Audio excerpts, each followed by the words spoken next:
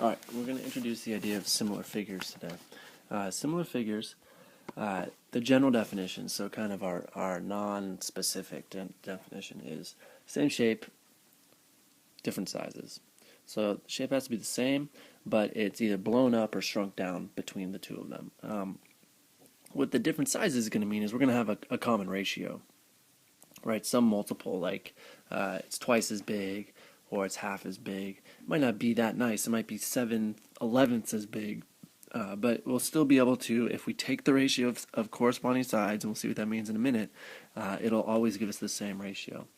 So if I was to take two triangles, now why this is different, you've seen this before in different classes, but in geometry, we pull in what we know about all sorts of different geometric shapes. So if I have this triangle, and I have parallel sides, the question is going to become, do I have similar triangles? Well, we know that that little yellow triangle and the big red triangle, if we start looking at some angles in terms of what they have in common, well, because those are corresponding angles, those are congruent, and the one in the corner is congruent to itself, so I have all the angles are the same. Now, it can get a little bit confusing as we start labeling stuff. So let's say the small triangle is 3, 2, and 1 for its side, and the big triangle, that side over there is 1.5. Now, it's confusing to talk about the big side on the big triangle and the little side or the medium side on the little triangle, so that's why we label things. All right, so we have our points. We'll call them A, B, C, D, E.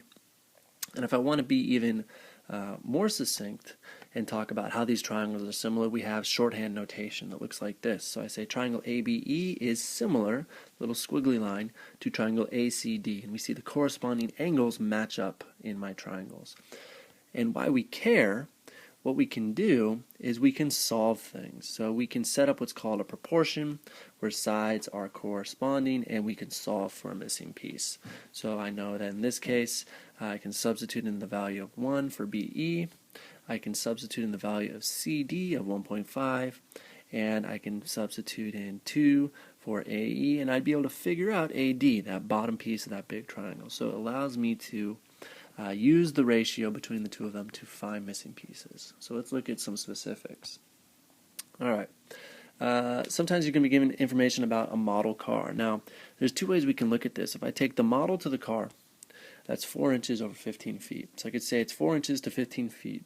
That's not all that helpful because I have units that are different. So let's say we need the same units. Well, I can change 15 feet to 180 inches and plug that in, and I get 4 inches over 180 inches, which means it's 1 to 45, which means the model would be 1/45th the size of the car, which might be a little bit more interesting. Now, we will see as we get into things about maps and whatnot that 1 inch equals 1 mile, or so the units aren't the same. But in this case, we change them to the same units, and so my ratio is a little bit more explanatory. We're going to set up a lot of these things called proportions. So a proportion is two equal ratios, and our ratios can be expressed three ways. As a fraction, so up here is a fraction. This is with a colon, and this is a sentence, so 1 to 45. The fraction is going to be more useful to us because we know operations on fractions. We don't ever deal with things in this form. So we're going to use a lot of fractions in this class. If we take something and set two equal ratios, we get something called a proportion. Now we can see this is multiplying by 5 on the bottom, it's multiplying by 5 on the top. That's a very easy proportion to find. We can extend it further by looking at times 3 and then times 3, and then the first to the last is times 5 and then times 5, and it's a little bit ambiguous how I get from 6 to 10 and how I get from 9 to 15. It's not a whole number, but we can figure these out as an extended proportion. So we're going to set up a lot of those, and after we set them up, we're going to need to solve them. So we have 4 properties of proportions that we need to deal with. The first one comes from cross multiplication. So if I cross multiply, and you've seen this before, I get the proportion A over B equals C over D becomes AD, and then BC. So this piece here becomes this. All right. We can take reciprocals. So I could take my expressions and I could flip them, right? Instead of A over B, I can have B over A. Whatever I do to one side, I have to do the other. The last one is a little confusing, but we can see that if I take an expression, if I basically add 1 to both sides and have a common denominator, I get an expression that gives me, that's equivalent, but now I have something addition on the top and addition on the top. We're not going to use that one as much. really, this first one, in terms of cross multiplication, we're going to use a lot. And we might use our reciprocals to be able to deal with them. All right. So again, we solve proportions with something called the cross product property. We cross multiply. You've guaranteed that you've seen this before. All right. So if I wanted to solve these, let's look at some of those examples. And this is just showing the reciprocals on this example. But if I really wanted to solve them, I'm going to use the cross multiplication. So there's two ways to do these. So if we look at the first one is cross multiply, and the second is inverse operations. Now cross multiplying might be harder in terms of more steps. It will always work, but it might be trickier. So let's do it first with cross multiplication. So I take my proportion and I multiply the 5 times n and multiply the 2 times 35. Now sometimes it's helpful to show the arrow coming down to show what pieces work. Now I take the n, right, and the opposite, the inverse of multiplying by 5 is dividing by 5, and so I'm going to get n is 14. Now if I think about it, what I'm really trying to do is to get n by itself. And if I look at the n over here, right now this 35 is multiplying it. So the opposite of, dividing it. The opposite of dividing by 35 is multiplying by 35. So if I multiply both sides by 35, I'm going to get 70 over 5 is n, which again is 14. So it's a little bit quicker.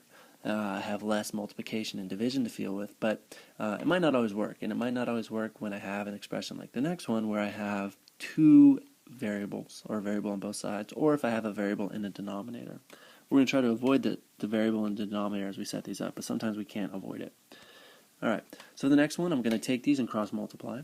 So I get 3x, and then I got to be careful. The 2 outside the parentheses means that I distribute that 2 through. I get 3x equals 2x plus 2. Subtract 2x from both sides. X equals 2. Okay. Let's say we had a word problem, and I know word problems are scary, but we can set up a proportion. All right, so they're given in different scales, which is okay, different units. And I have the map over the actual is 1 inch to 50 miles. Well, given what we have a map distance of 3.5 inches. So I'm going to take that out and I'll put that in 3.5 inches. And now I can cross multiply, right? Let's call the actual x. I cross multiply and I get x is 175 miles. So again, the proportion helps me figure out my missing value. In terms of geometric figures, right, we have our symbol for similar. It's kind of like the congruent symbol, right? It's the top piece. And congruence, it makes sense. Congruent figures are similar and equal. That's kind of where that symbol comes from. So we're just looking at that tilde of this squiggly line. Alright, so if I have triangle XYZ is similar to triangle CAB, I'm just going to put some color on these so we can see which pieces match up. XY is the same as AC, XZ and CB are the same, and then YZ and AB are corresponding. So when I make these ratios, the colors must match. And that doesn't mean they have to be the same on both pieces. So in this case they are, right? I have green over green is purple over purple, but then I have orange over purple is orange over purple. What I can't have is purple over orange and then, green over orange and then purple over green. That won't work. So you have to be consistent in terms of how you match these pieces up. So if we look at the next one, I know that A and Y correspond for a couple of reasons. One, it's between the green and the purple, but if you didn't have colors, we could look at how that works. I also know that they correspond the way I was given. So the sentence up here is very important. Y corresponds with A. They're in the middle.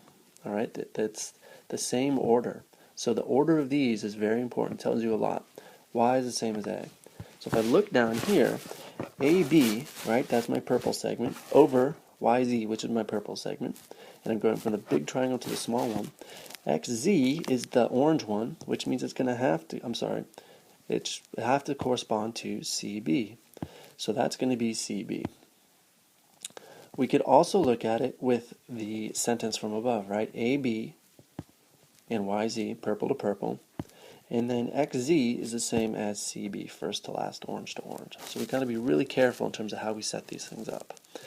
Alright, the question is, are these similar? Well, looking at the ratio, right, it's multiplying by 2, but the angles, if I look at these parallelograms, that has to be 60 and 70 for those to be all same side interior to add up to 180.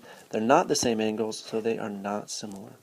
Now for the next one, we're going to be given that they're similar triangles, which means we can set up a ratio and solve for it. Those angles correspond. Looks like a right angle, but I don't know it for sure, so I'm just going to label it like that.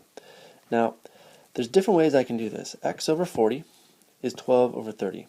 Now, x over 12 is 40 over 30. We can set those up. If that makes sense why that's true, then we're good to go. If I could look at this, right, x is that leg there and that piece there, and then 12 and 30 correspond.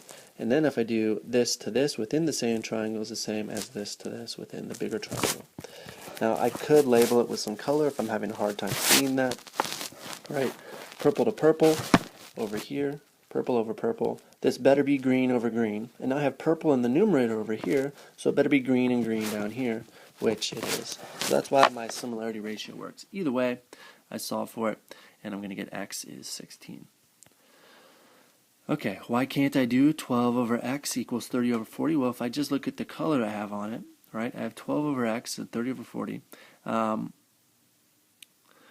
It works, green over purple and green over purple, but now I have an x in the denominator. I have to deal with that. So it's easier if I set it up, if I take those reciprocals. So instead of having this expression here, I use the reciprocals and get this here. This will still work, but it's going to be hard to cross multiply and remember how to deal with that x in the denominator. So if you can, you want to set it up like this and try to avoid something where the x is in the denominator.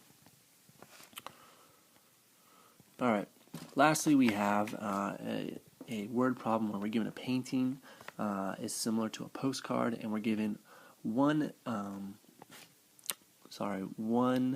dimension, the length on the postcard. So we recognize that this is times 6 to get from the small to the big, so this is going to have to be 4 to get from the small to the big. If we didn't see that though, if it wasn't an easy multiple, we'd have to set it up. W over 6 equals 24 over 36. That's not the only proportion, but it's one that works. I could do W over 24, width to width, equals length to length. Either way, I'm going to get that my width is going to be, let's see, did I not work that out? I didn't finish it. So that's going to be 4, should be 4. It's the same thing. Yep. Down at the bottom, we have something called the golden rectangle. It's a classic math problem where we deal with something that's aesthetically pleasing to the eye, and we have this ratio. If we take a rectangle and basically build a square in it, what we find out is that the rectangle, the original, right, is similar to the original. So this rectangle here is similar to this rectangle there, the big one. And it's similar by this ratio, 1 plus root 5 over 2 to 1. So let's say we're given a golden rectangle, and I know that length over width equals length over 40, because I'm held that the shorter side is now 40. In that case, it would be this side here is 40. So I know that's golden, so it means that it's the ratio is 1.5, 1 plus root 5 over 2 to 1, which is 1 plus root 5 over 2. And I multiply by 40 and simplify a little bit, and I get 64.7. Now I could check this if I plug it in, right? Actually, 64.7 over 40 is about 1.618034. So that's my golden. Now that's a very specific case of similarity. The other ones that we've talked about are going to be much more common in terms of what we solve for.